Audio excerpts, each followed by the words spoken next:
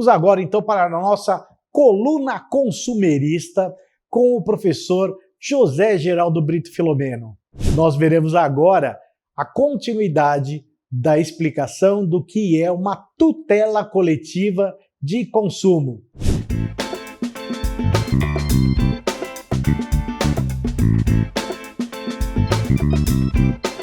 Bem, hoje nós vamos à segunda parte da tutela coletiva do consumidor. Como nós vimos, enquanto promotor, eu sentia muita dificuldade em tratar de questões porque não havia uma tutela específica para problemas difusos do consumidor, muito menos coletivos, né? Aqueles casos que eu citei, do remédio com fator risco maior, a carne estragada, etc. A grande notícia em 1985, que nos animou bastante, foi a promulgação da Lei da Ação Civil Pública, a Lei 7.347, de 24 de julho de 1985. Ela fez o seguinte: em primeiro lugar, ela ampliou o espectro, né, dos interesses difusos que seriam tutelados por uma ação civil pública, segundo alguns, ou coletivas, segundo outros. Isto é, não era apenas mais só o direito ambiental, ou seja, os recursos naturais que seriam protegidos por uma ação específica de natureza pública ou coletiva, mas também o próprio ambiente artificial, não é? Como os monumentos, e também outros elementos naturais, como as paisagens, o interesse paisagístico, turístico, artístico, cultural e etc., urbanismo, e o consumidor também acabou sendo contemplado com interesse difuso.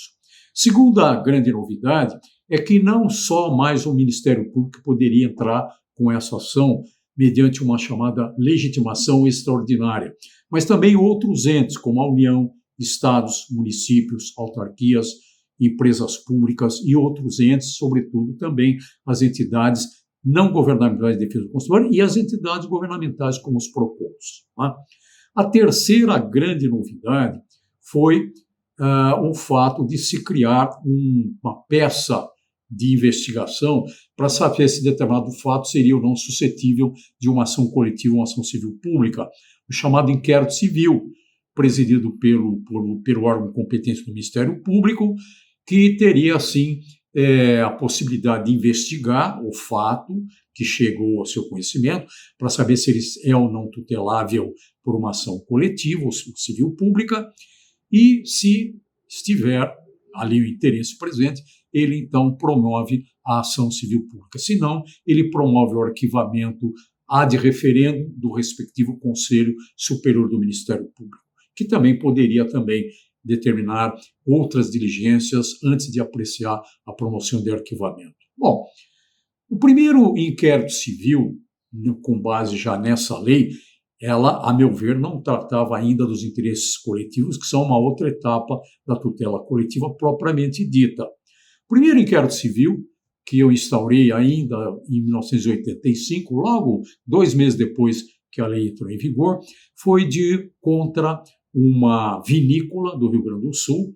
Eu recebi uma representação de uma pessoa, que se dizia enólogo, dizendo que uma determinada vinícola do Rio Grande do Sul ostentava nos rótulos dos seus vinhos um dístico, que seria apenas cabível no caso em que a uva fosse vitivinífera, que ela esmagasse a própria uva, que engarrafasse, guardasse previamente em tonéis, etc. e tal. Eu tive que mergulhar na legislação, que é bastante complexa, sobre vinhos, a enologia. Há uma legislação bastante pormenorizada no âmbito do Ministério da Agricultura.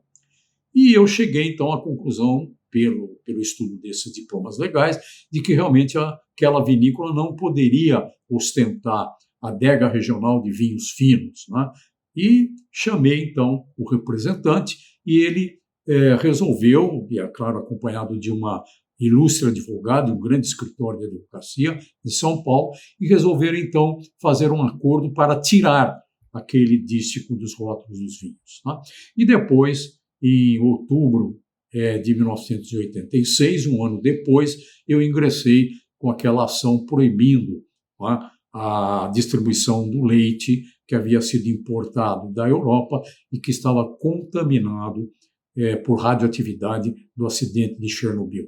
Mas em ambos os casos, o interesse é manifestamente difuso, isto é, pertence ao número indeterminado de potenciais consumidores, tá? E é indivisível esse interesse, na medida em que, se alguma medida for adotada, o interesse será preservado. Se nenhuma medida for adotada, os interesses serão prejudicados. Então, aqui a segunda parte dessa tutela coletiva. Professor, sensacional, muito legal aprender com a sua experiência.